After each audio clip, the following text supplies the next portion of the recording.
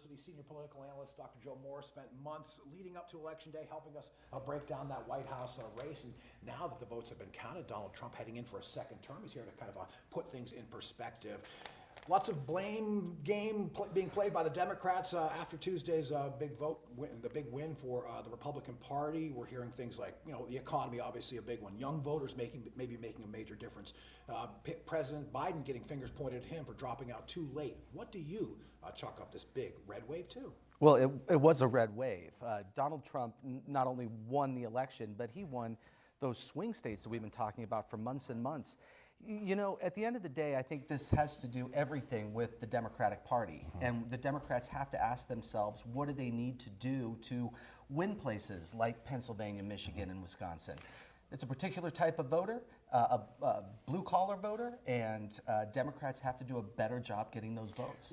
In particular, we heard Bernie Sanders say, those kitchen table issues, the economy issues, the Democrats certainly didn't nail that. Do you agree with that, or where are some of those specific areas for Democrats to focus on? Yeah, I think it's broader than that.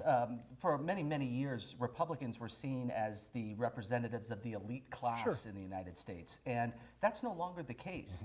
Democrats have become that party, and that's not going to fly in places like Pennsylvania, in Erie County, or in Michigan or Wisconsin.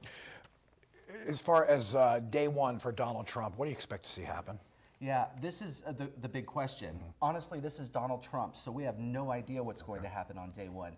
We have to remember back in 2016 when he won the office that he immediately did the famous Muslim ban very quickly into his term. And I have every expectation that we will see action on immigration. But beyond that, I don't know.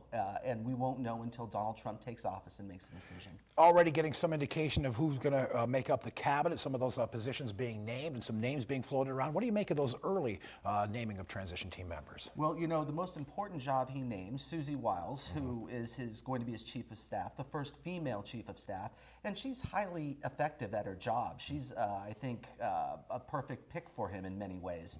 And as far as the others are concerned, he's in the process of doing that now, and by all accounts, what's going on in Mar-a-Lago is it's a revolving door of people coming in, making their case, and decisions being made. And surprisingly, maybe not surprisingly, but Elon Musk seems to be playing an outsized role in these decisions. All right, a lot to get to over here the next couple of months before we get to January 20th and Inauguration Day. Joe Morris from Mercyhurst University, we certainly appreciate your time.